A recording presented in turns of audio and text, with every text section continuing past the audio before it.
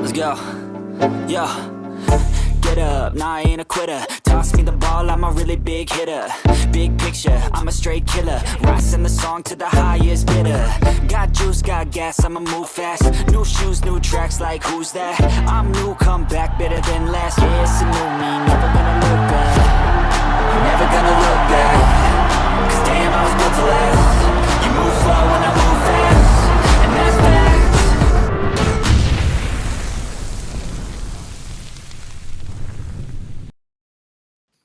Hello again, everybody, and welcome to Chicago Sports Podcast. I'm your boy, Shawn Lugo. Of course, I got my boys, Brian and D-Nice in the house. How we doing today, boys?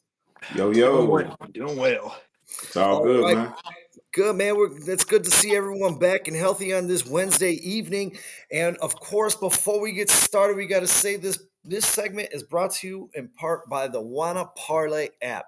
It's got the biggest payouts on parlays that you've been waiting for. The Wanna Parlay app, WANNA Parlay app. Download it. I downloaded it last week. I've been in this thing running $2, $3, $5, $10 parlays. I know Darius has been having fun with it as well. Just $2 to enter at a shot at huge cash prizes. Compete with the leaderboard. Show off your picks. Excuse me. Not your picks. Your picks. You said picks. Yeah. Don't forget to use the promo code TRACKS. When you do that, it will match your deposit 100%. You throw in 50, you're going to get 100. Throw in 100, you're going to get 200. Make sure you do that. Let's build some winning parlays and cash in. Must be 18 or older to play. Problems gambling, of course, call 1-800-GAMBLER. So, gentlemen, we got some Bears news to start us off. Chicago Bears have been busy traveling all across the country. They've been to Baton Rouge. They've been to Columbus.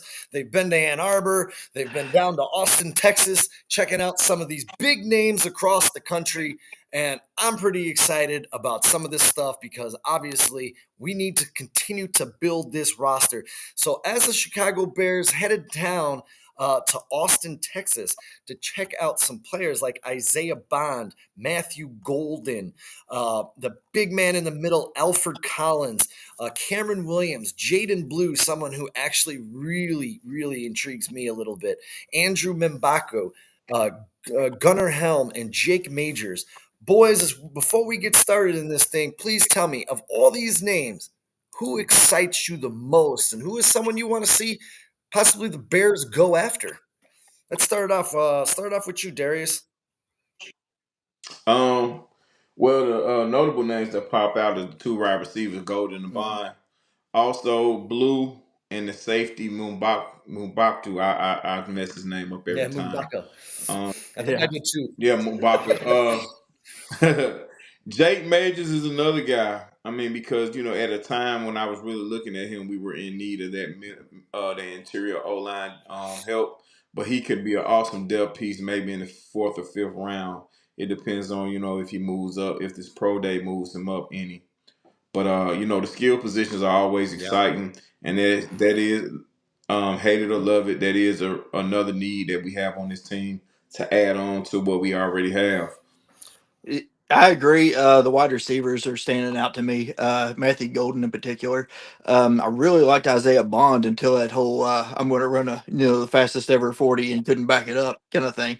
Kind of soured on me a little bit. But Matthew Golden, he kept his mouth shut and he still ran a good time. But I guess I'm intrigued by Josh Simmons. He seems like the guy that we need. He might not be the guy that everybody wants, but that's where I'm going at. Going back to Ohio State, and I mean, all his measurables are there. He's got over 33-inch arms. He's massive.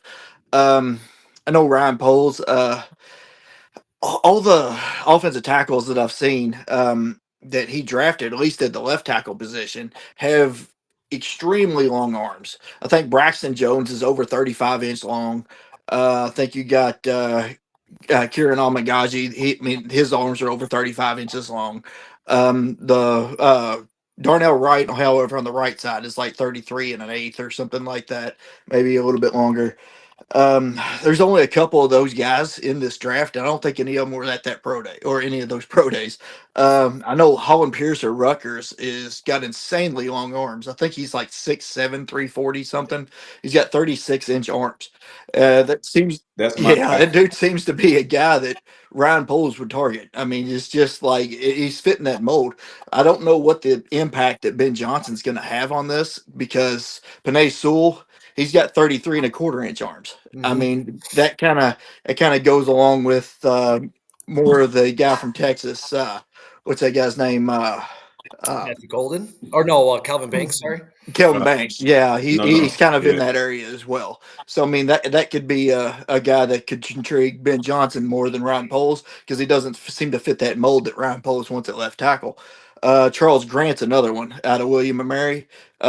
He is been on a little tour lately, over like Sirius Radio and stuff like that. I mean, apparently this guy's got enormous upside, but he's kind of raw. But I mean, just but out of everybody that they show the pro day, the wide receivers, they're the ones that I would focus on. And yeah, Josh Simmons. I mean, I really like him a lot. I think he could potentially be a dog if he's healthy. Yeah, Josh Simmons for me is one of my favorite players in this draft. Yeah. I think D-Lock was just in the other show, and I was praising the hell out of Yeah. out of Josh Simmons. If the Bears, I think you have to trade back a little bit to acquire him. Get to that 10, get out of that 10 spot, maybe in between 60 and 20, and you could still get him. Maybe add some draft stock Yeah. to this draft, but. We were talking about it just on 4 Star Chicago Sports. So we're going to bring it over here. Finding that finding that left tackle anchor for 10, 11 years, I think is so huge because you expect Caleb Williams to be here for hopefully that long as well. So finding that counterpart that can protect his blind side, I think is so huge. And I do, and you guys tell me if you guys feel any different about this. Kelvin Banks, I think, is the closest thing outside of Josh Simmons to a pure left tackle. And then outside of that, Mhm. Mm-hmm. I think the kid from Minnesota is whose name I can't remember. Yeah, Ursary. he might be the other guy. Yeah, what do you guys think? I mean, I'm not a big fan of Will Campbell. I think he's gonna turn into a guard. So, what do Thank you you. guys think Mhm. about getting that anchor and maybe moving back or staying at 10 and drafting him? What do you guys think? Well, as I look back on these different websites when they talk about the best tackles in the game, the last couple of years, Kenneth Banks had been the consensus Yeah, guy, Mhm. and all the way up until now, people want to move him to guard Right. or whatever for whatever reason. But he's been a consensus uh, best left tackle in college football for quite a while now. Will Campbell is who he is. I just think, I'm with you, Sean. I haven't been very excited about him. I also think that with him, he's going to need a lot of work because if you notice, when he lines up, he doesn't get down into a stance. He's just in a 2 point stance. And in the league, you're not going to be able to right, do that. right. In the NFL, where technique and leverage is king, I don't think you survive that. That long being that, and especially with the talk of him moving to guard, Mhm. he's not going to be able to do that. But I'm okay with Banks. But to me, if you're gonna pick these, like picking the left tackle, you're gonna have to explain to me once you pick this guy, what's the Right, plan for right. him? Because if you're picking him in that blue chip position, he has to be your starter. And what I'm thinking with the Bears is that they still love Braxton Yeah. Jones. And I'm not mad at that either because I do think with good coaching and better guys around him, he can be a better guy. Now this is his last year. That's why when you spoke of Holland Pierce, that's a guy. Because anytime right now I'm thinking of Bears and O line, I'm thinking of depth. I'm not thinking of no one that's coming in and being a starter. I'm thinking of depth guys, and I think guys like Holland Pierce, even Jackson out of Yeah. Ohio State. Mhm. You know, these are Jake Majors. These are guys that you can, you know what I'm saying, bring in to add on to the depth that you already And have. if you remember from last year, the Steelers pulled it off to perfection, taking Zach Frazier, I think 51st in the second round, and then they went back in the fourth and grabbed Mason McCormick.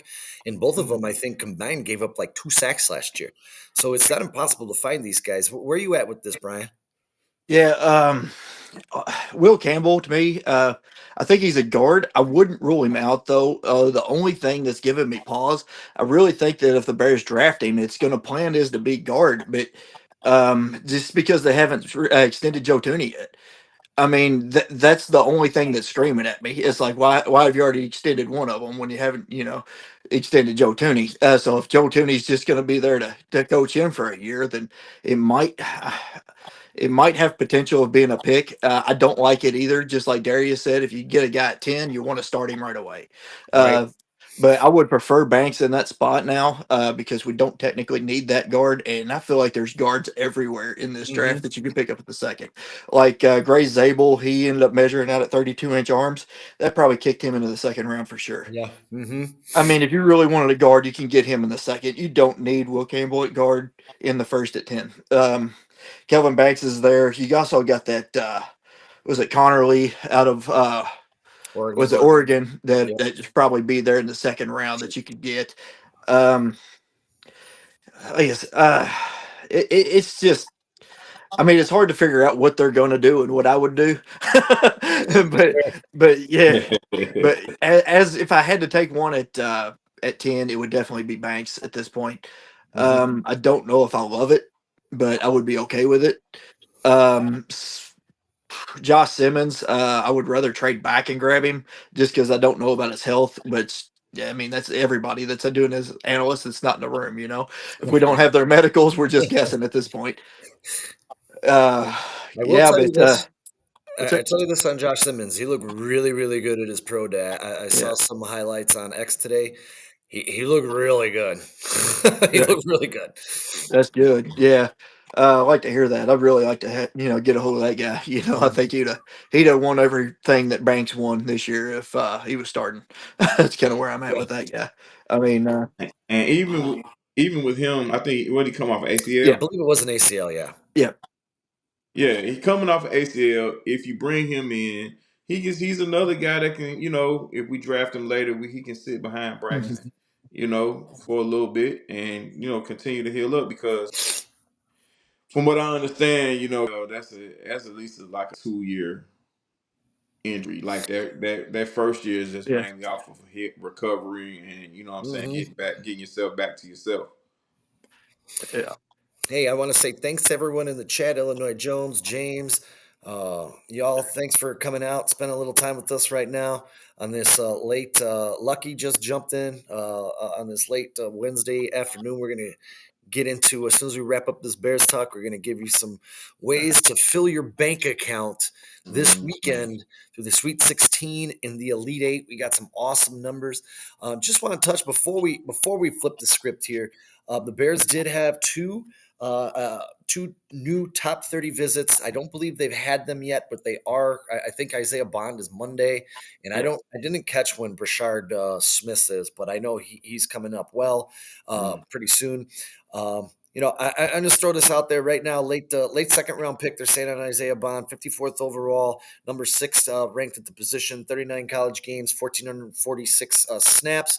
His film is incredibly exciting. The analytics do worry me a little bit, but he is the fastest receiver in this class. He did fail to have. He's had one 100-yard game in his college career. He's also never had a season in his college career over 680 yards at two blue blood colleges that would be Mhm. Alabama and Texas. Not to mention the fact that he was off to a great start. He did get injured the first half of his season. The first 5 games, he had 20 catches, 364 yards, 3 touchdowns, 72.8 yards per game. His last 14 receptions, 176 yards, 2 touchdowns, and 25.1 yards per game. Let's just say he was never the same after his ankle injury. But my friends, I will tell you this: if you take a look at his tape, there is a lot to be excited. This is a guy in a Ben Johnson system. He can utilize him in the flat, get him out in those bubble screens. There's a lot of Mhm. different things. He's versatile. He's fast. He's quick as lightning. What do you guys think of Mr. Isaiah Bond out of the University of Texas? I like Bond. I think I like Golden a little better, but I like Bond. Like you said, he struggled to reach those numbers that you would like to see from a receiver pick being, with the thought of picking them so early. You know, coming from, like you said, coming from two blue blood schools in Texas and Alabama. The numbers are not there, but as far as the athletic ability and him getting on the line and running a 40-yard dash, it's all there. But me personally, I prefer Matthew Golden. Yeah, I'm the same way. I'd rather have Golden, but it for me it does go a long way.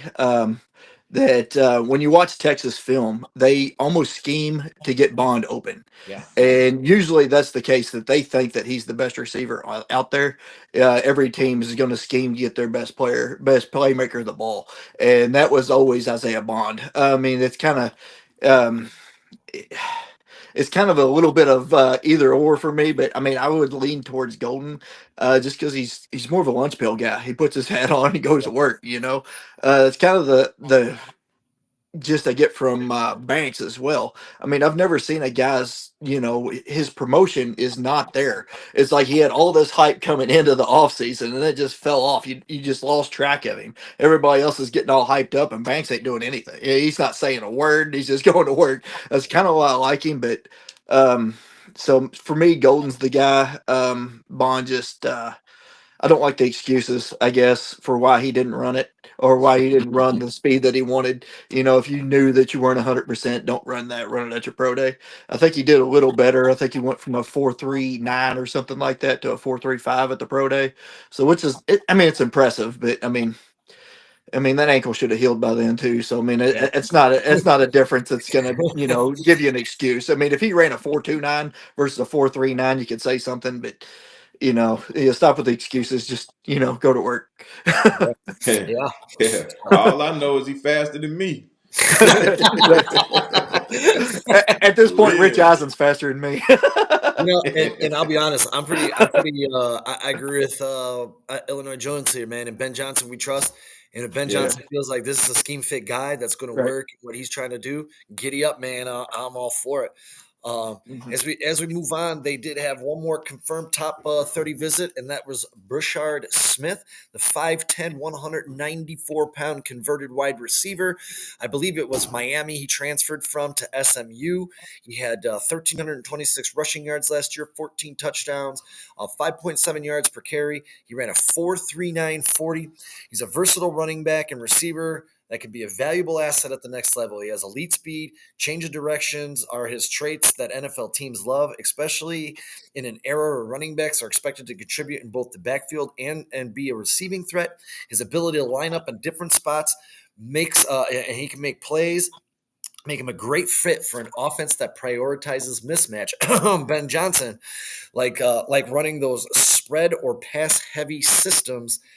To you guys, I ask, do you think this is a potential standout player in the NFL?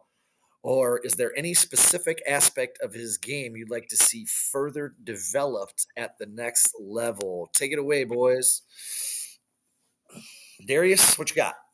Um, Rashad Smith is impressive because he was able to change positions and still be an effective player. Now, one thing you can't teach is speed, and Right. he has plenty of that. Now, as far as the development is concerned, him being so fresh at the running back position, it's some intricacies that you have to learn. Even guys that have been playing a position all their life, once they get to the NFL, it's things that they can learn to make them better backs. You know what I'm saying? Yeah. Because once you get to the NFL, everyone's athletic. Yeah. But what separates you is the technical side of everything. Your athletic ability is only going to be with you for so long. You can only get away with that for so long. But the best backs are also technically sound backs. Yeah. They're more they have the mental game together. You get around veterans and you pick up secrets, you pick up little traits from those guys that make them successful throughout their career, and you find that to match with your athletic ability and become better. And those are things that he's going to have to develop. And he probably going to have to get a little bigger, gain about 10, 15 pounds. maybe 15 may be too strong, but 10 for sure. And with a guy like him with his athletic ability, I doubt if he loses much speed gaining that much weight. Yeah. But he's gonna have to get stronger because those guys in the league, they ain't playing no Hmm. games. Well, to your point, Darius, if he put on 10 pounds, he would be at Jabbar Gibbs' weight. So, Yeah. what are your thoughts there, Brian? Well, initially when you hear this, I guess it's fresh for me, the Velus Jones thing. I know he tore up preseason, but I mean he still got released. Then he got released again, or not signed again after he he got picked up from like Carolina or something like that. I don't know where he is now, Mm. maybe New Orleans or something like that. But that's the initial thing to me. There's a reason why you convert somebody. And it's usually not a good thing. So it's like you think about stuff like that. It's like, can he? Yeah, can he actually catch?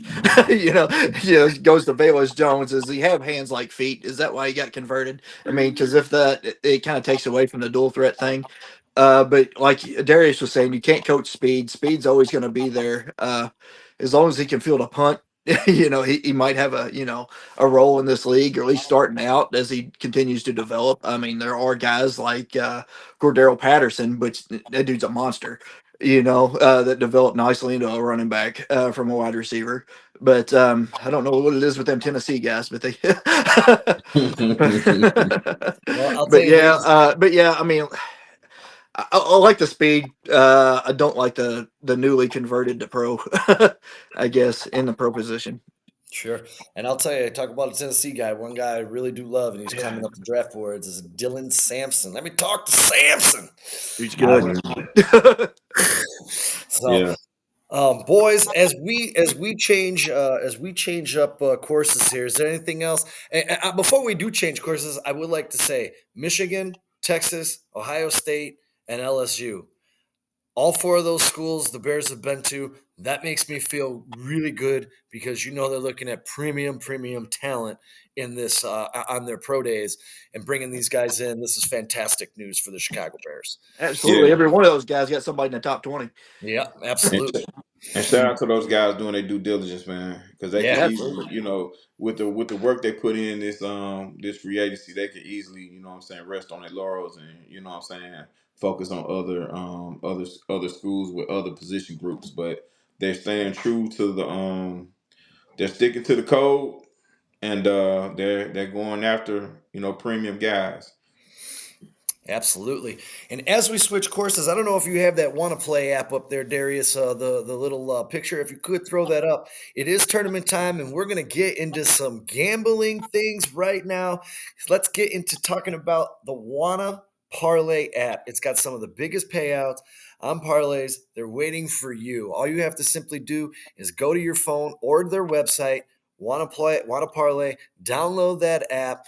Jump in, use the code word TRACKS, TRACKS. You will get 100% of your deposit back into your pocket. 50 bucks is 100. 100 is 200. So don't forget about that. I downloaded this last week and I've been doing parlays with Trax and Darius over the past 10 days. It's been fantastic. You can compete against your friends, Chicago sports podcast listeners, trash talk in the chat. This thing is absolutely amazing. Just $2. Enter for a shot to win some huge cash prizes. Compete on the leaderboard. Show off your picks. Again, I did it again. Please, we do not want to see those. Jesus. There is free to play contests available every week. Like I said, all you got to do is download the Wanna Parlay app. You don't forget, use that promo code TRACKS. Let's build some parlay winners together. You must be 18 or older. If you have a gambling problem, do call 1-800-GAMBLER. And boys, Les, I had a decent weekend. So for me, Thursday was good, Friday sucked, Saturday was okay, and Sunday sucked. So it was every other day for me. I didn't really know what to do, but I will tell you, I have 6 brackets. In all 6 of my brackets, I got 14 of 16 Sweet 16 teams, and I have all 8 of my Elite 8 teams, all 4 of my Final Four teams, and both my championship. So nonetheless to say, I am still in this thing. Yeah, yeah, you the man. Right now, right now, I need Houston to be the national champion in order for me to win, though. On my Florida Okay. bracket, I had a little bit too many 13 and 14s that kind of blew it up. So let's go Cougs, baby. I heard that. So Um, how you guys doing in your bracket?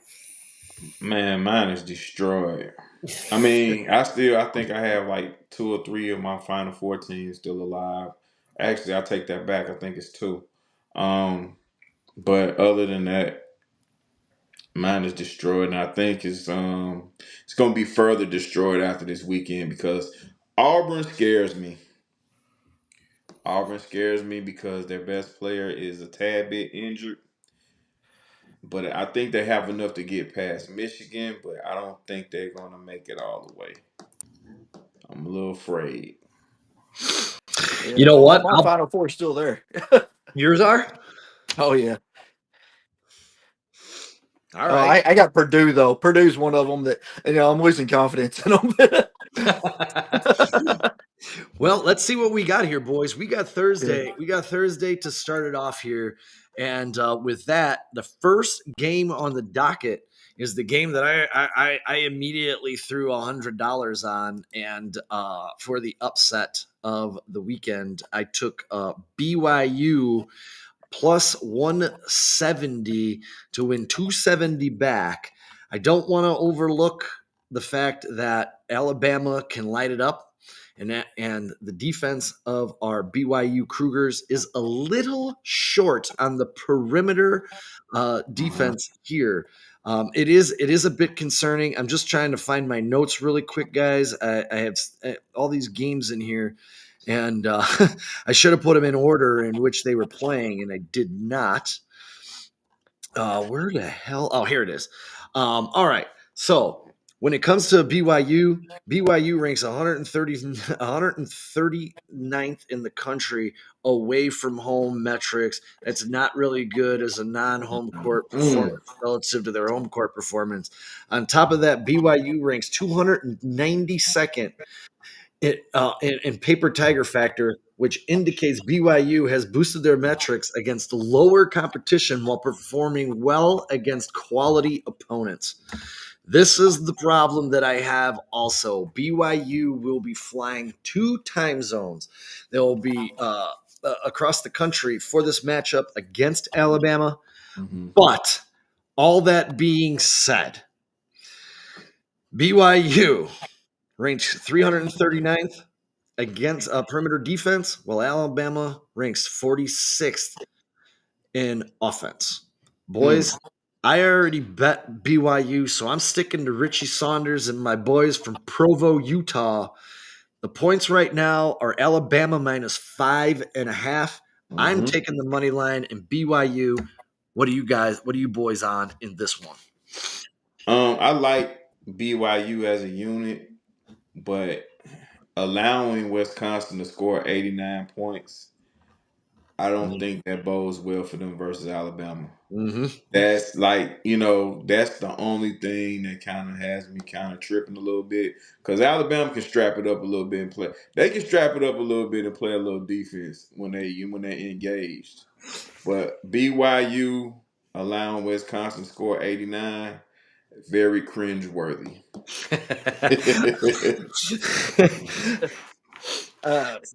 Yeah, I'm Are kind of the you laying? same way. Are you laying the points, D?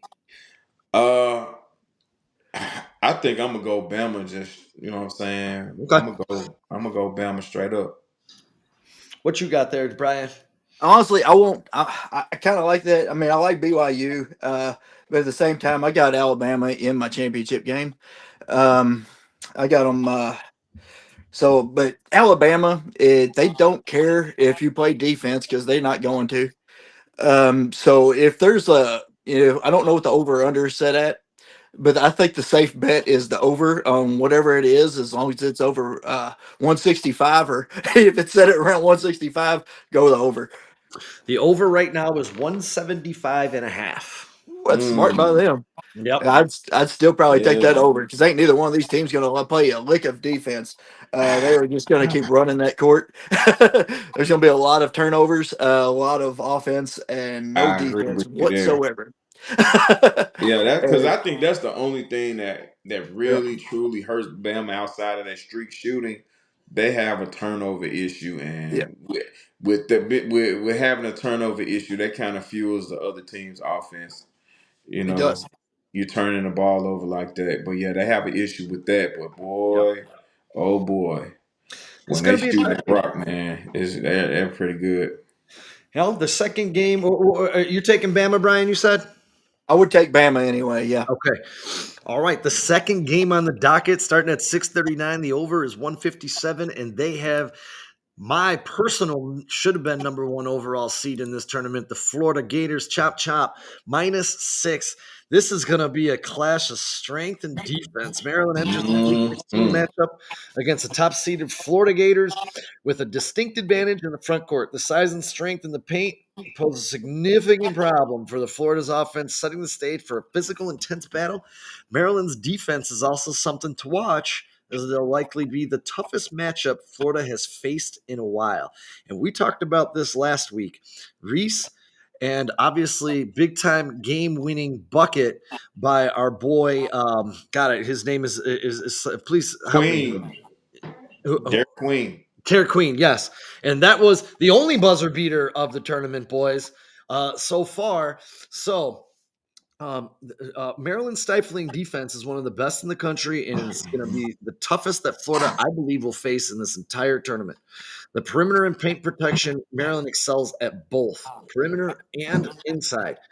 They can close out on shooters. They can fend against the double dribble, while their shot blockers make it difficult for Florida to find the inside track, dribble drive penetration. Maryland is overall a defensive, disciplined team with the ability to adjust on the fly and keep Florida on their toes. My question to you guys is, does the number one seeded Florida Gators find a way to get past this stifling defense of the Maryland Terrapins? I did take this down myself. I took Florida, but I took it down to 3 points. So I took it, I cut the line in half. Brian, where are you at with this one, my friend? I'm with you, man. If you can do something like that, go with Florida. Florida is without a doubt in my mind winning this game. I think they're just too imposing over Maryland. I don't think that if Florida played Colorado State, they were going to have to win by a game beater or a game a buzzer beater. I mean, it's just they're at a different level than Maryland. I think they're gonna win, and they're probably gonna win handily. Florida is just they're too good. I Yeah. mean, just take Maryland or take Florida the whole way, lay the points. This is going to be a very good game here. I think the only Yeah. You thing think? that may stifle Maryland is the depth. Now, shout out to Derek Queen for making that shot, but he left his passport at home, if you know what I mean. Um, but yeah, this is going to be a very good game. This is going to be battle of the backcourts, man. I mean, Yeah. Derek Queen and the other guy. What's his name? Julian Reese? Yeah, Queen and Reese, they gonna have some issues down there, but the most interesting thing to me, as you guys might know, is the backcourt. This is gonna be a battle Yeah. of two backcourts, man. Listen, this is gonna be a very, very physical game, man. Cause these guys get out there. You got former football players on each side, you know. In the guards. Clayton is a guy. We see that Clayton is a guy. I didn't see him as much of a star per se, but Yeah. he's definitely a guy. He's definitely the straw that stirs the drink for the Gators. Hmm. He's an experienced guy coming from Iona, and he's gonna come ready. Now, what I do see, if you can consistently hit the 3-point shot versus Maryland, you can Hmm. give them a game. Florida can do that, Yeah. and Florida can play defense as well. I Yeah. think. I think. I think. Ugh, just Gonna be watching good. this last weekend, man. I think this is gonna be an awesome game, bro. Yeah. And And I think I'm gonna look for this thing to be close. So I'm gonna take Maryland. you take Maryland plus the points? Yeah, I think it's Yeah. gonna be close, man. Yeah. I'll tell you, for me, I think Thomas Hauk, he has to have a little bit of a better game than he had this past Yeah, weekend. yeah. I'll tell you, the X factor for me is Richard. That guy, when he's on, this Mm-hmm. quarter is rolling. And he turned it on late in that second round matchup, and that's Yeah. actually what helped Florida pull away in that game. So Richard is another one. Richard and Hauk are going to be huge, and obviously, like you pointed out, Clayton Jr. He just got to keep doing what he's been doing because that Mm-hmm. he is the straw that stirs that drink, man. So Yeah. The other guy for Florida is Connolly. Condon, Yeah, Condon. yeah. I'm sorry. He's gonna listen. That's gonna be a very interesting matchup down low with him because Hmm. he's gonna be able to pull those guys outside too. Either Yeah, it's Reese gonna or be a Queen. physical, fun basketball game, boy. Yeah. Now here's a fun one for me. We got Duke minus 9.5, Arizona over 154. Ladies and gentlemen, I moved this up to Arizona plus 12. I didn't touch the over and under, but this is an ugly one, man. Nobody wants Yeah. to get no one wants to get in front of that Duke train right now. However, we are giving it a shot. The Duke craze has gotten a little out of control and contributed to the number being a little bit too high, in my opinion. I would play it at the 9.5. It's went up a half a point. It opened at 9. It has went up. Duke has graded out analytically as one of the best teams of all time. The level of competition they faced Mm-hmm. should be considered. The ACC was historically bad this year and had even worse showing in this NCAA tournament. Now, looking inside Duke's schedule, they played a handful of good teams this season, and I listed them below. They lost to Kentucky 77-72. They already played Arizona earlier in the season when Arizona was not the Arizona they are now. They lost that game 69 to 50, or they won that game 69 to 55. They did lose to my Rock Chalk Jayhawks 75-72. They did Mm-hmm. beat Alabama 84-70 or Auburn, excuse me, 84-78, but that was also after Auburn came back from the Maui tournament and played back-to-back games. They did beat Louisville 76-65. Louisville was injured in that game and they struggled to win that game. They beat the Illini 110-67. The Illini were the walking dead in that game. Half the team was out with the flu. They lost to Clemson 77-71, and then they beat Louisville 73-62. So outside of these games during the regular season and conference tournament, Duke didn't really play a lot of quality competition. And now you turn around to this matchup with Arizona. Arizona is their offense, man. Their offense has really turned it around. Even though Duke doesn't excel defensively, and Arizona ranks 120 in offense, turnover rate, Duke ranks 150th in defensive turnover rate. So there is some potential here. I think that this game was overplayed. I think on a neutral court, this should be a little bit closer to maybe 3, 4, 5, 6, maybe 7 tops. All in all, I do Mm. think Duke is a great team, but I'm pumping the brakes and I'm taking the Arizona Wildcats plus the points. What are your guys' thoughts on Duke and Arizona? Go ahead, Brian. Yeah, I would take the points with Arizona. I do think they're the most underrated team left in in this tournament. I love. I can't stress that enough. Duke's big guy. That dude's a dog. So if they go through him, I Molly think this could. Watch.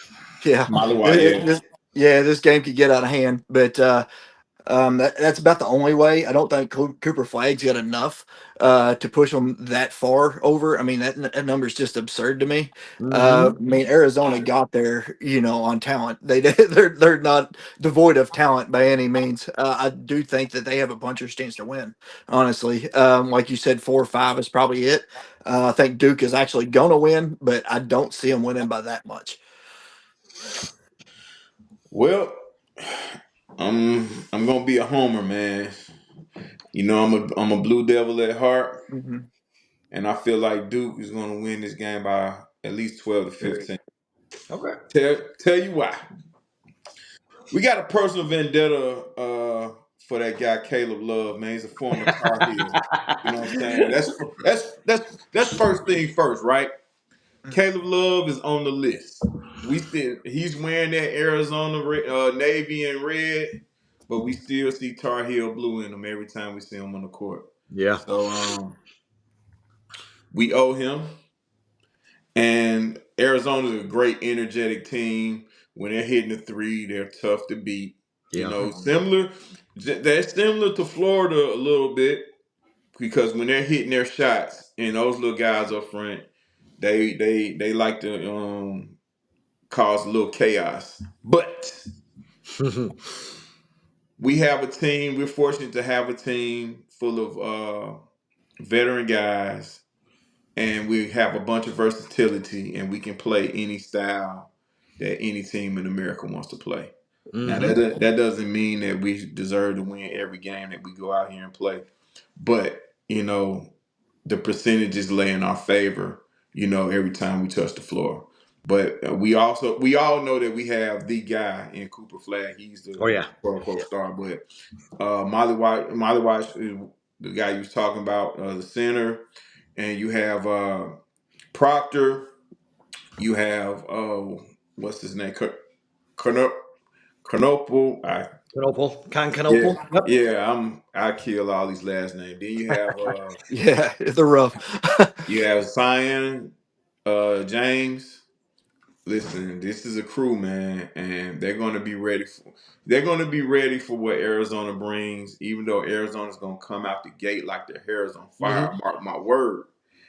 Caleb understands what playing Duke means. He's no stranger to that. So he's gonna come out ready. I respect him as a player, and I think he's gonna come out, especially in the first half, he's gonna come out with his best. Hmm. Oh, I agree. Mhm. I'll tell you, for me, the X factor in this game on the Arizona side is Carter Bryant. Yeah. He's really started to turn it on late here in the season. He's looked fantastic over his last 6, 7 ball games. He was on McDonald's All-American, 5-star recruit. Looks like he might be NBA bound at the end of this season. And that backcourt of Bradley and Lewis is Hmm. deadly. I'm with you guys. I don't think Duke's going to lose this game, but I do think it's going to be tight for a while, and Duke will Yeah. pull away. And I just want to touch Dustin. No, there is a lot of positive things that Duke did this year, but I said this going into this tournament. I thought the ACC was weak. I thought they played. Their numbers are inflated. It's not me making it up. Their defensive numbers are inflated by playing a really bad ACC. The Right. ACC got destroyed in this tournament.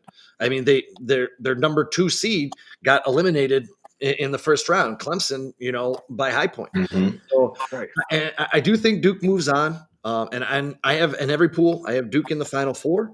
I still think they're going to make the Final Four. I just don't know if Houston makes it, if defensively, if Duke will be able to beat Houston, but only time will tell on that. So Yeah. we'll get on to the last game that we'll be kicking off Thursday, and this is going to be a really fun one because this is going to be a defensive battle with a ton of fast break potential. The Arkansas Razorbacks, John Calipari, has his boys rolling as the upset. They sent home my Rock Chalk Jayhawk, and I still hate John Calipari, but we still have Grant McCaslin and the Texas Tech Red Raiders. Arkansas's defense is turnover machines. They first turnovers. They have a knack of disrupting opponents' offenses with their relentless pressure, particularly in the backcourt. They excel again at forcing these turnovers, which leads to their easy transition opportunities. You saw that against St. John's. You also saw that against Kansas in spurts. They're very good at capitalizing on mistakes. Texas Tech's tough defense. They have a defensive mindset as well. Texas Tech has always been known as an elite defensive team, particularly in their half court sets, where their defense is exceptional. Arkansas might have the edge in terms of creating turnovers and forcing Texas Tech into uncomfortable positions. The X factor here is going to be how Arkansas can turn them over with their fast break points. Tempo control for Arkansas is going to be the key for them to win this game. I, my friends, am not picking the Arkansas Razorbacks. I like this Texas Tech team. I had this Texas Tech team in all my brackets moving on. I did not have them playing. I had them beating St. John's, actually, but I did have them moving on. I also took this down to 3 points. Mm. Texas Tech -3 Mhm. against Arkansas. Boys, what do you think? Darius, you want to start off on this one? First things first, man, and I have to say this. Shout out to Coach Calipari. He shook the politician stigma and coached his ass off the last He two did. games. Hey, you You got to tip know, your cap and sometimes. what better time than now? He's showing the world that he's more than just a recruiter. And shouts out to him for eliminated St. John's, and I didn't think they had a chance versus Kansas because of the experience and the size. But shout out to Coach Cal. He got some players over there that you can't deny. With Wagner and Boogie over there, Mm-hmm. those guys get busy. They were 5-star guys, McDonald's All Americans. You know, he has a crew, but I didn't think he was gonna be slick enough to coach his way into Sweet 16. Me So shout either. out to him. Now, when it comes down to this game, I think this is where it ends, unless he comes out with a masterpiece of coaching. Mainly because I think Texas Tech is just a more mature team. Yeah. They're a more mature club, and they can shoot like hell. Yeah. Yeah, um, absolutely. I think Arkansas's inexperience is going to come bite them in the butt against Texas Tech. I really like the Texas Tech crew. Like I said, Top in the company and those guys up top, those guards, they can shoot their butt off and they defend pretty well too. Mhm. So I'm gonna take Texas Tech. What's the total points on that? That game is 148. I might. Shoot. Hey man, I That's a might good I number. might get it. I might Yeah, that's a very good number. I might get at that. Yeah. What you got on this one, Brian? Oh God, I hate Cal so much. I'd have took him over St. John's. I wouldn't have taken. I didn't take him over Kansas. He's always had Rick Pitino's number. It's just who he is. I don't know how he knows how to coach against Rick Pitino. He never should win, but he always does. Um, but Mhm. he's terrible. The thing about Cal's coaching, he's good on quick games. Like if you like have two games really close together, that's where Cal excels. If you have time to game plan for him, he's not good of enough a coach to adjust. So his game plan is going to be the same as he's playing tomorrow as it is a week from now. He's not going to learn any more about your team. That 6 extra days, and I think Texas Tech will. He's terrible against teams that like to slow the ball up. If you can do all that, you're going to beat a Calipari team. He likes to, move the ball quick. They're gonna give you a couple turnovers. They're like Brett Favre. I mean, they're gonna give you one. You just got to make sure you take it. Um, so I like Texas Tech on that. I don't think it's going to be a high scoring game. Uh, and hopefully we can put Cal out of his damn misery. Um, I I'll tell you guys this, and I'm not trying to be a homer with this Kansas with my Kansas team, but Bill Self completely outcoached him in the second half of that game. When Bill Self switched to that zone defense, Cal had no idea how to counter that. He cannot adjust. He doesn't call timeouts No, to adjust. He just does nope. not do it. He's the guy that believes in his players, man. Yeah. He is. I'll give him that. He's confident, but he's overly confident as a Yeah. players. Mhm. Even if they, don't have to take that technical free throw shot, he's gonna send whoever got fouled really hard to do it. Right. It's like Mhm. why you send your 7 foot center to shoot these freaking balls? He's overly confident, doesn't care. It's almost arrogant, but it's worked for him 2 games. I don't think he can get away with it 3. Mhm. Yeah. Yeah, I just think Texas Tech is just Yeah. they're a very mature ball club, man. Those guys don't let nothing rattle them, man. I mean, UNC Wilmington put up a real fight against them, man. Like, Yeah, they did. they really made them bite down and Yeah. get focused. Yeah. We got four more to break down. The first game Friday, Michigan State and Mississippi. Ole Miss rolling in. This is the lowest line of the weekend. It's at 3.5. I actually, even though the analytics are on Old Miss's side, I'm Mm. sticking with old Tom Izzo here. Michigan State's an incredibly poor 3-point shooting team. They rank 319th in 3-point percentage. However, they rank first defensively in 3-point percentage at 27.8. So this is something that Old Miss relies on. So they're going to kind of have to bring them down to their level in this game. Both advantages for each team will lead to possession advantages, and that's in any particular category. Their averages for what they're good at, the opposite team is really bad at in this particular matchup. If I went through every analytic, because I was looking at this, this is a game that's going to make or break my bracket because I have Mm. Michigan State sending home Auburn in the next round. So I stuck with what I originally thought. I didn't have Ole Miss here, but I did stick with Michigan State because I think Michigan State with Tom Izzo will come up with a plan.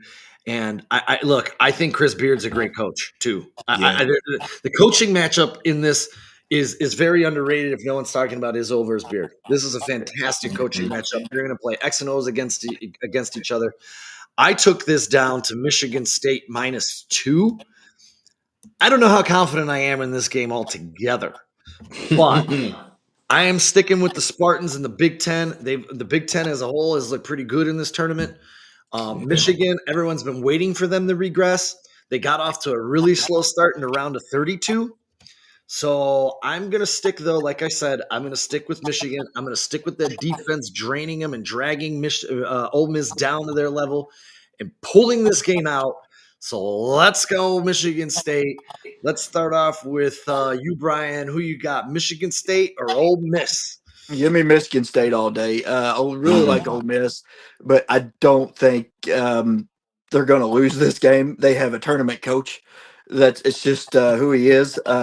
He can drag ass all season, and then if he just scrambles into the tournament, he's going to make it far. It's like death, taxes, and Michigan State in the Final Four. It's just what's going to happen. I don't like them over Auburn. I'm going to take them to the Elite Eight. That's what I took them.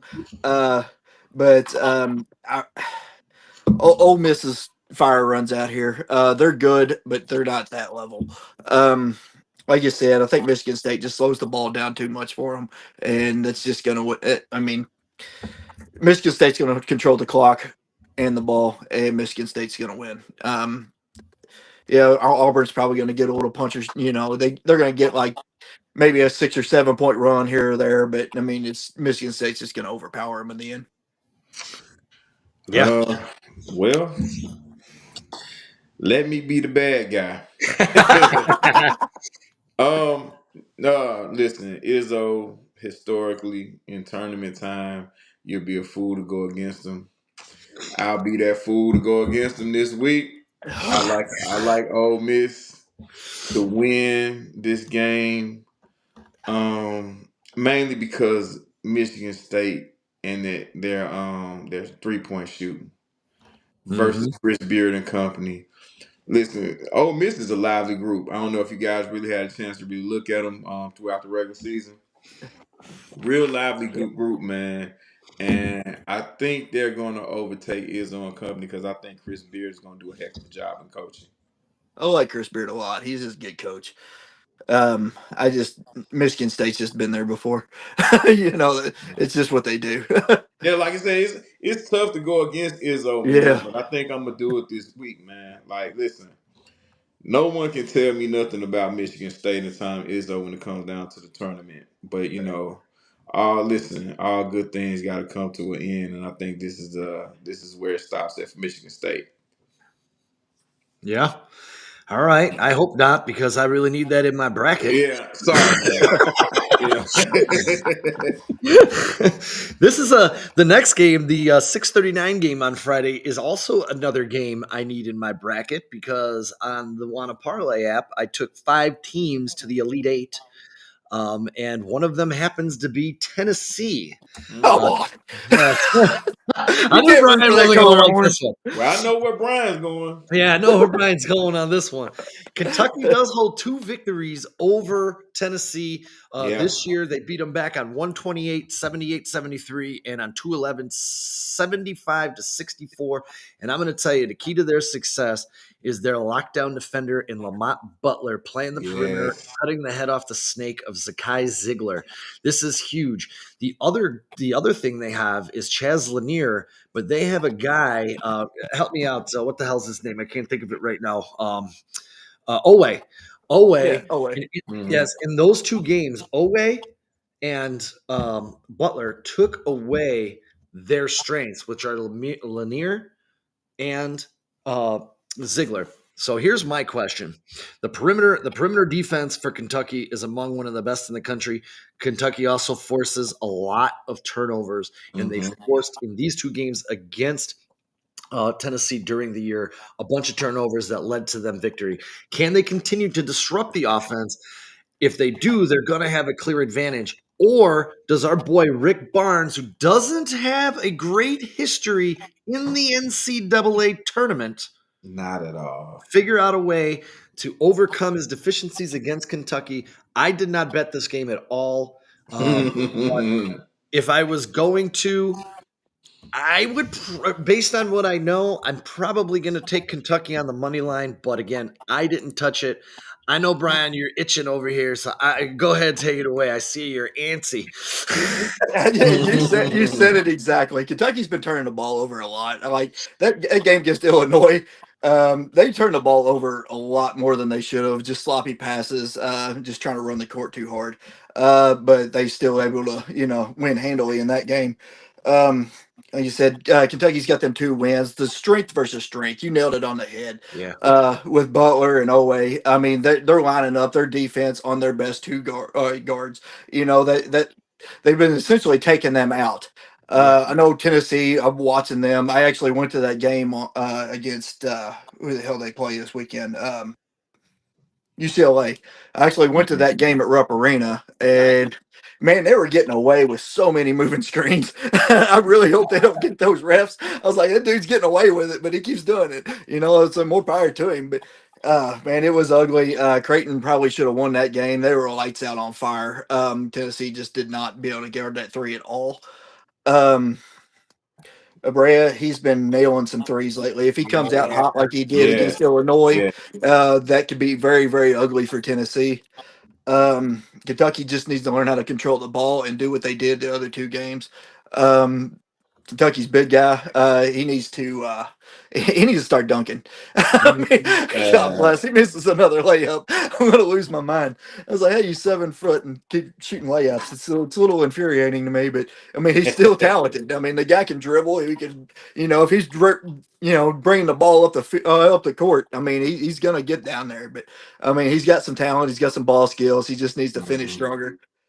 Kentucky, however, has not been able to or they ain't even been trying to offensive rebound at all whatsoever. It's like they shoot the ball and immediately get back on court or get back there. They're trying to. I think it's by design. Honestly, I don't think it's Mhm. like the media is saying that they're like you're failing to get offensive boards and try to get putbacks. I think they're just afraid that they're going to get beat deep, and they're trying to avoid that. Honestly, you cut these guys off at the knees and make them play, half court ball by getting back on D. I don't see, I can't say I don't see a way that Tennessee's going to win, but I really hope they don't. I can't stand that freaking Rocky Top song anymore. If they freaking do that little scream in the middle of it. There's no team that in the league that I hate more than Tennessee, and I really hope they go down and go down hard. Like I hope Kentucky scores 32 and beats them by 30. you Mm. know, you know. I mean, I want them to bury this team, and I don't want them. I want them to go home knowing who owns that SEC. Just what I figured you'll say, Brian. Very passionate. Yeah. The same. Listen, I felt it. And I think even though it's tough to beat the team 3 times, listen, It is. regardless of the level of where you're playing, I think I give Kentucky the edge because I truly believe that Tennessee does not have enough depth to keep up with Kentucky. Kentucky plays a style of play where it forces you to do things that you don't want to do, which I guess is the object of defense anyway. But with Ziegler, Milicic, those guys, and Chaz Lanier, those guys, they carry the bulk of the minutes a lot of times. And going up, Mhm. they're like Tennessee going 6, 7, 7, 8 deep versus Kentucky playing 10 players, man. Like, it's hard to go up against, especially in tournament time, and especially with the style of play that Tennessee likes to play. Mm-hmm. Tennessee's gonna have to really slow this thing down and get good shots. Yeah. Ziegler, very heady player, but when you put him in position, when you take the playmaker away from him and make him a scorer, that's how you beat Tennessee. Yeah. If he scores 17 or better, the chances of Tennessee winning is very slim. He's similar to a guy like Chris Paul in that nature, or Steve Nash. Those guys, as great as floor generals as they are, they can score, but they know with them scoring, it takes away from the rest of the team. And I think Kentucky has done a great job with allowing a guy like Ziegler to make those double digit shot attempts, and become a scorer and kind of take away his facilitate, the fact that he likes to facilitate. Mm-hmm. So, and that on top of the fact that Kentucky is a lot deeper team, I give Kentucky the edge, but I think this is going to be Gonna be a slugfest. what's the spread on that? The spread is Kentucky is a 5. Tennessee's laying 5 right now. So, It actually went up.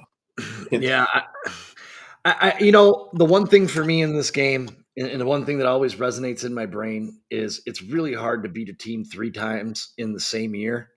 And this is the only thing that I think the roster for Kentucky is better. And I question, like I said, Rick Barnes' ability to adjust because I love Rick Barnes. I Yeah. really do love Rick Barnes. I think he's a great coach. He's just not a good tournament coach. And he hasn't been. Yeah. So, and we don't know about Mark Pope either. I mean, but he's looked good thus far through this season. I personally, if Jackson Robinson was in this game, Yeah. I would take Kentucky all day. I would be pounding the money line. Yeah, Kentucky probably favored if he was though. Yeah. So that's a big miss. Yeah, it is. I'm probably gonna take the money line anyways, even though it blows up my bracket if it blows up my Elite Eight as well. You win either way. Yeah, that's kind of the way I gotta hedge my bet here, I guess, a little bit. Moving on to this one, man. This one's a kind of a fun one. We got Auburn and Michigan, the SEC and the Big Ten, man. And I'm gonna say go into here, man. Don't overlook Michigan against number 1 Auburn. Auburn's looked a little slow, a little beat up. Is that long, tough SEC schedule wearing on them just a little bit? Not 100% sure, but they didn't look like themselves. They needed to come back to win. Michigan's top tier defense is going to be a problem for them. They know how to lock down teams. That 91 points, or what was it, 91-79 or 81 in the last round was very, very odd for a Michigan team because when you look up and down their schedule, their games are usually in the 60s. Yeah. So that was more of an anomaly for me. They're going to have to bring Auburn down to their level. Auburn's strength on offense is speed and transition. They love to push the ball and score quickly in transition. But Michigan's defense is disciplined. And they can get back and they can slow down the Tigers and try and make them take some contested shots, which isn't their strength. So for me, I had a really tough time. This is another game that I didn't bet, but I will tell you this. If I was, I'm probably going to take Michigan plus the 9 in the under 153.5 in this one. What do your guys take on Michigan and Auburn? Darius, let's start with you, brother. I'm concerned with Janai Broome. I'm concerned with listen, because he's gonna have to pick which guy he's gonna guard. I mean, I guess they'll put the bigger guy on Golden, but Wolf is gonna take him outside, man. Yeah. Wolf's gonna take him outside. Now, those two matchups, is one thing, but I think Auburn gets the edge in the backcourt. They got a young kid. Auburn has a young guy, Pettiford Yeah. from I believe he's from New York City. He's New York City point guard, very savvy guy, can shoot the three, real floor general. And those guys on the wing, Denver Jones. What's the other guy? The guy with two last names. um. Oh, I know. Oh God, on Auburn. hmm Gosh darn it. Now, Auburn is an older group now. Let's not forget that. Yeah. Baker Au- Mazzara. yeah. Auburn is an older group. All right, Yeah. let's not forget that. But like I said, the real matchup is going to be how they can try to run Janiah Broom out of this game. Like Mhm. they're gonna really focus on him. And if he's able to withstand what Wolf and Golden have for him, Auburn has a great shot because Auburn can shoot the three with Mhm. anybody in the country, and Mhm. they play pretty good defense. I try to like Michigan's backcourt, but they're just too inconsistent for me. Yeah. They're quiet guys. You just don't get enough from them every game. And this is a game where they really need to lean on the backcourt, to take care of the ball. And number two, put guys in spots to make shots. So this was a tough one for me. I was kind of staring at this one while we was talking about other games because it's hard for me to figure it out. Now the spread is Auburn with the 8.5. I got it Oh, up to 9 now. yeah. Ah, I might sit with Michigan. Yeah. I like Yeah, I like I like Michigan plus the points. yeah. I think it's gonna be a closer game, but Auburn may squeeze through because, like I said, that backcourt is, what I'm saying, it's pretty Dynamite. good. hmm What you got, Brian? What you thinking, Yeah, man? this is the other game I went to on Saturday. It was Auburn and Creighton. Auburn Oh, that was a let fun them one. yeah, they let them hang in a little bit longer than they should have. I noticed Auburn's a little susceptible to the three. I mean, Creighton just continuously drove the lane, and their guards would follow, and everybody would funnel to the inside. They kick it out, wide open three, wide open three. Every time their guards chase. If you can catch them on their heels and just have a great day with the three or anything, long twos, that's all going to be open all day. But Auburn against Creighton was just too much. They kind of died off. I think they were just too talented. I mean, honestly, they were just. You can only keep that momentum for so long when you're a team Yeah. like Creighton. You just don't have the horses. The guys just wore them out, and they essentially just fell off. Um, I think Auburn's going to win. But I think Michigan has a chance with the three. I would take Michigan taking the points. Uh, Definitely Auburn on the money line if you're going to go that way, but you're not going to make a whole lot of money.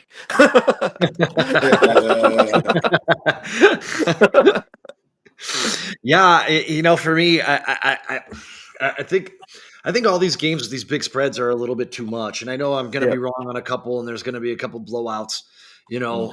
and if Trey Donaldson, who has been spectacular for Michigan since the Big Ten tournament, if he has an off game, Michigan's in big trouble, even though they have Golden and Wolf. And to what Darius said, he can take you outside, hit that pick and pop, and kind of pull the bigs away from the court and try and take it or from the rim and try and take advantage of Mhm. the rebounding advantage away from Michigan or Auburn, excuse me. I'm sticking with. I'm gonna go plus. I'm gonna take Michigan plus the 9. They've just been way too hot, and it just looks like Auburn's been a little shaky.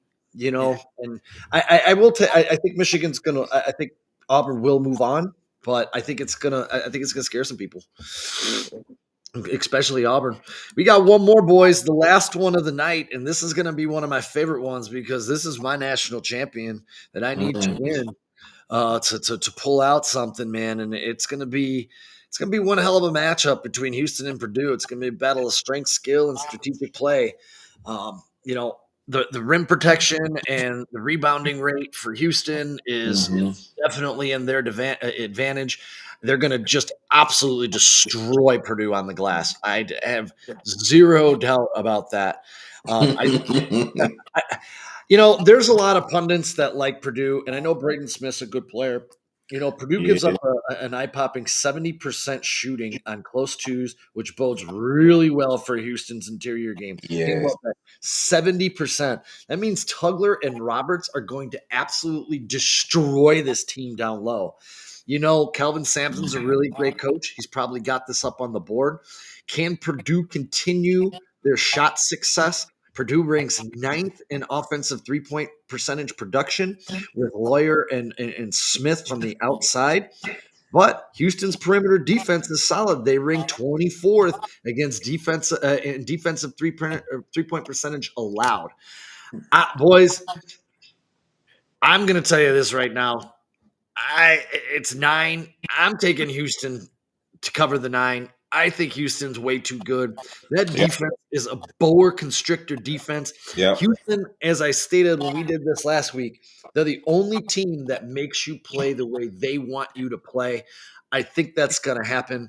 I think the first half will be close, but I think come the second half, Calvin Sampson's going to make some adjustments, turn that magic wand, and Houston will go on what they've done all year, a magical run, and spread the game out a little bit. And I don't think Yeah. Purdue has enough to hold it together.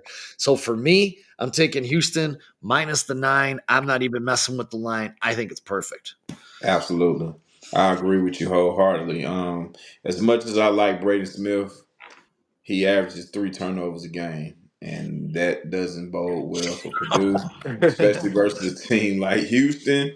Um, like you said, Purdue is susceptible to giving up the close twos, which will open up the long threes. Yep. We all know that Houston can shoot the three very well. 3 pointers plus defense equals a Houston route. And like I said, what's the other guy? Ren, What's Ren that? for Purdue. Ren for Purdue. Lawyer, the other guard. I think he may be a 3-man, 3 or 4-man. Kaufman Ren. Oh, Coffin Run. Yeah, yeah, yeah, Yeah, yeah, yeah, yeah. he and Braden Smith. I love me some Braden Smith. Very gritty guy. I don't know if he'll be an NBA player, but he's a very gritty guy, very heady. But the 3 turnovers a game scare me versus a team like Houston. Like you'll be able to beat the Wisconsins and the UCLA's and those other like mid-level teams like that. But going up against a team like the Cougars, man, you have to take care of the ball. That's first. That's rule number one. Yeah, I They agree. start their transition, start getting the layups and dunks, and then next thing you know, here come the 3 pointers, man, and it gets ugly then. And get real dark, get real spooky, as they say. You know what I mean? So yeah, I'll take This the Cougars, man. I'll take the Cougars to cruise versus Purdue. this is What you where the got? wind comes out of me a little bit. I got Purdue in my Final Four, and Ooh. but in my draft, I had them playing Gonzaga. I didn't want this matchup for them at all. This game, yeah, you take Houston in the point, laying the points. I don't think that Purdue's got enough weight to handle this load. I really hope they do, because when Kentucky beats the brakes off of Tennessee, I'd really rather play to Purdue than Houston. I mean, uh, man, yeah, this is bad news. Mhm. Sorry, Purdue. I tried, but Yeah, yeah, this is just too much of a load in every aspect of this game. They're just outmatched. They can't handle this game. yeah, Just take Houston and the points or laying the yeah. points. And as great as Gonzaga backcourt was, their Yeah, big man really kept them in the game. Yeah. I don't yeah. think Purdue has one of those guys over there. Hey, ladies and gentlemen, we got you this far. We're going to put a bow on this thing for the evening. I just want to let y'all know, everyone that showed up, Crooked Commish, James, Dustin, Brandon, everybody who showed up in the chat. We really appreciate you spending some time with us this evening on this Saturday. Don't forget, before you watch these games tomorrow, download the Wanna Parlay app. Once again, it's tournament time and it's got the biggest payouts on parlays. They're just waiting for you to deposit that money. Click, click, click, and win some big cash. Rewind this show. Check it out. Check out our spreads. Hopefully, they break your bank this weekend. Like I told you, Darius and I, we've been going back and forth with some parlays in this app. You can get in for as low as $20. Make sure you use the promo code TRACKS. It will match your deposit 100%. I did. I put in 100. I got $200 in the account instantly. It was fantastic. You can bet as low as $2. You can compete against the leaderboard, show off your picks. You can play against your friends. You can play against us right here on Chicago Sports Podcast. Yes, So indeed. get down, download the Wanna Parlay app. Let's build some winning parlays together. Everybody, it's been fantastic evening with y'all. Greatly appreciate y'all. Bear down, everybody. Hopefully, we gave you some inside information to win some really good money this weekend. Let's go, Cougs. I need them to win some cash myself.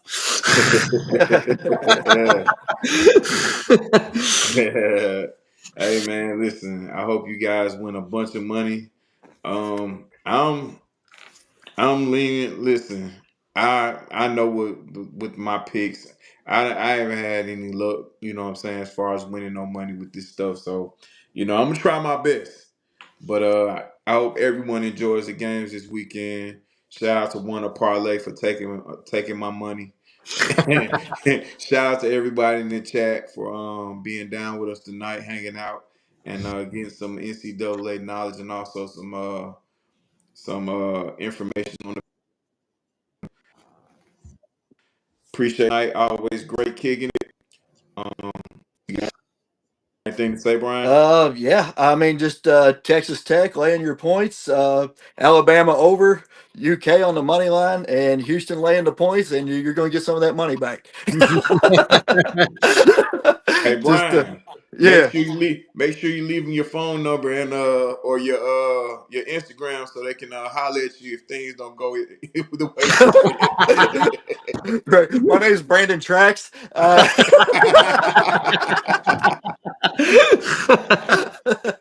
Oh, that's awesome.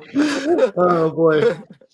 Hey, it was great hanging out with y'all tonight, man. Until next time, peace and love, everybody. Peace. Jeez, bear down. Right now.